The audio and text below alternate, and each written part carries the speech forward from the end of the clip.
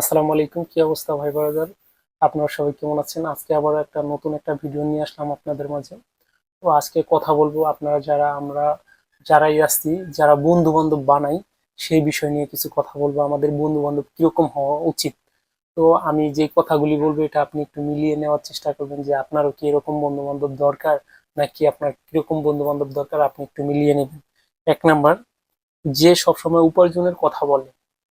আসলে ভাই, যদি আপনার উপার্জনের কথা যদি এরকম বন্ধু বান্ধব না হয়, আপনার উপার্জনের কোনো রাস্তার কথা বললো না, শুধু আপনাকে বললো যে মানে আড্ডা দিয়ে সময় কাটালো বা আপনার জীবনের সময়টাকে নষ্ট করলো, এরকম বন্ধু বান্ধব কারো না হোক। এরপর আছে দুই নম্বর, যে বিনিয়োগের কথা বলে। মানে যে আপনাকে উপার্জন কিভাবে উপার্জন করতে হবে, টাকাটা আপনার কিছু পুঁজিটা কোন জায়গায় বিনিয়োগ করলে আপনি ভালো একটা প্রফিট উপার্জন করতে পারবেন, এই কথাগুলি যারা বলে, ঠিক এরকম একটা বন্ধু বান্ধব আমাদের দরকার।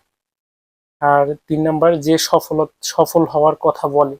আসলে সফল হওয়ার কথা বলতে যেই বন্ধু বান্ধব এই কথা বলে, একটা আমি মনে করি এটা একটা খাঁটি বন্ধু বান্ধব। আর যদি এইগুলি না বলে বা আপনাকে আড্ডা দেয়, বাজে সময় আপনার সময়গুলি নষ্ট করে, আপনাকে নিয়ে এদিক সেদিক ঘোরাফেরা করে, চায়ের দোকানে আড্ডা মারে, অমুক মেয়ের পিছনে গিয়ে সময় নষ্ট করে, তমুক মেয়ের পিছনে সময় নষ্ট করে, এরকম বন্ধু বান্ধব না বানানোই আমি মনে করি ঠিক। এরপরে হচ্ছে চার নাম্বার, যে ব্যবসা সম্পর্কে কথা বলে। ভাই, ব্যবসা সম্পর্কে কথা বলাও কিন্তু একটা গুরুত্বপূর্ণ একটা পার্ট। এটা কিন্তু জীবনেরই একটা পার্ট। হয়তো আপনি কর্ম করতে পারেন, আসলে ভাই ব্যবসা করে আপনি আপনার শখ যেভাবে পূরণ করতে পারবেন, আপনি ইয়া কর্ম করে কিন্তু এটা পারবেন না। পার্ট টাইম চাকরি করে কিন্তু এটা পারবেন না। এরপরে আছে পাঁচ নাম্বার, যেটা যে আপনাকে কিছু শেখাতে পারে। আপনি সবসময় একটা জিনিস চেষ্টা করবেন যে আপনার থেকে যে একটু বেশি জানে, সে আপনার বন্ধু বান্ধব হোক। বা আমি মনে করি যে আমার বন্ধু বান্ধব সেই ব্যক্তি হবে যে আমার থেকে বেশ একটু এক ধাপ বেশি বুঝে, বলতে সে বেশি পারে, বেশি ভালো একটা কাজ পারে। এমনিতে আছে ইতর বা পাকনা, এইগুলো না। যে একটু কাজ ভালো পারে, যে মানে কাজে পারদর্শী, যার মেধা গুণ এগুলি ভালো, এদের সাথে একটু চলাফেরার চেষ্টা করুন। ভাই, এখন আমি এটা করতেছি আমার লাইফে, এটা আমি এখন প্রচুর প্রয়োগ করতেছি, কারণ এইভাবে আর চলে না, আমি যেইভাবে পিছনে চলছি। তো এখন আবার আরেকটা আছে ছয় নাম্বার, যার বড় স্বপ্ন আছে।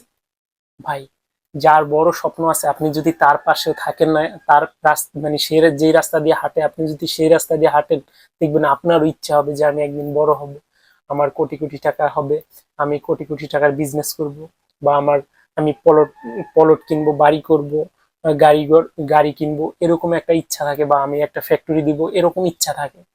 আর যারা সব সময় এই তুমি ওই কাজটা করেছো, ওটা ওটা করো না, ওটা কিন্তু ঝামেলা, তুমি ব্যবসা শুরু করছো, তুমি ব্যবসা লস করবা, যে কোনো মূল্যে তুমি ব্যবসা লস করবা, তুমি এই ব্যবসা করো না, এরকম বন্ধু বান্ধব ভাই কখনো আপনাকে উৎসাহ যোগাবে না। যেই বন্ধু বান্ধব উৎসাহ যোগাবে, স্বপ্ন দেখবে, কাজ করাবে, বা নিজে কাজ করে অন্যকে কাজের জন্য কথা বলে, অন্য যে কাজের কথা বলে, এরকম বন্ধু বান্ধব প্রত্যেকেরই হওয়া উচিত। এরপরে আছে নিজেকে সেরা বানাতে যারা সব সময় চেষ্টা করে, তাদের সাথে আপনি আড্ডা দিন। এটা আমি মনে করি সবচেয়ে গুরুত্বপূর্ণ একটা পার্ট, জীবনের এই একটা অংশ। সেটা হোক ধর্ম, কর্ম, সব জীবনে যত কাজ আছে, যারা নিজেকে সেরা করতে ভালো কাজগুলি করে আর কি, পজিটিভ কাজগুলি করে, নেগেটিভ কাজ না।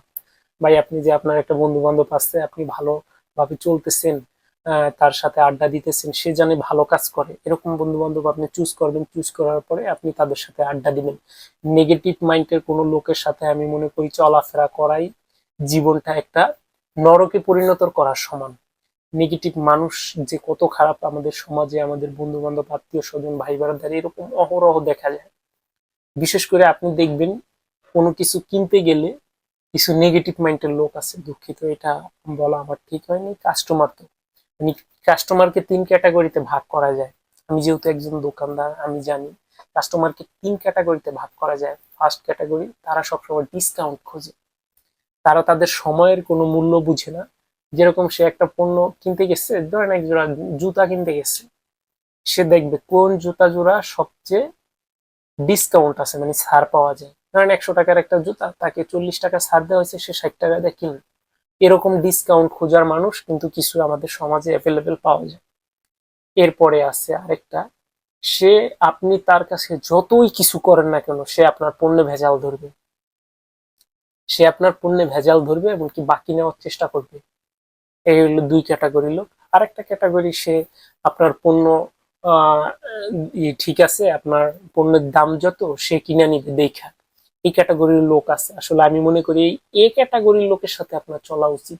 ক্যাটাগরি এ বি সি, সিটা হচ্ছে তারা সবসময় ডিসকাউন্ট খোঁজে, আর বিটা হচ্ছে তারা বাকি নেওয়ার চেষ্টা করে, এমনকি পণ্যে ভেজাল খোঁজার চেষ্টা করে।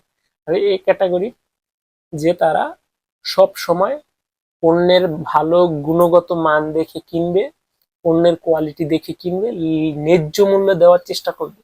আপনি এরকম মানুষ হন, আপনার বন্ধু বান্ধব এরকম বানানোর চেষ্টা করেন, তাহলে আপনি ভালো কিছু করতে পারবেন। আমি মনে করি যে এটা আমি আমার জীবনে এখন প্রয়োগ করতেছি 2025 সালে আসার পরে। সবসময় আমি এটা নিয়ে কাজ করতে চাই যে আমার লাইফে যা কিছুই করি না কেন সবসময় পজিটিভ মানুষের সাথে থাকবো, পজিটিভ কথা বলবো, পজিটিভ কাজ করব। ইনশাল্লাহ জীবনে ভালো কিছু করতে পারবো, এটাই নিয়ে আমি আগাতে চাই। হয়তো পরবর্তীতে আপনাদের সাথে দেখা হবে, কথা হবে।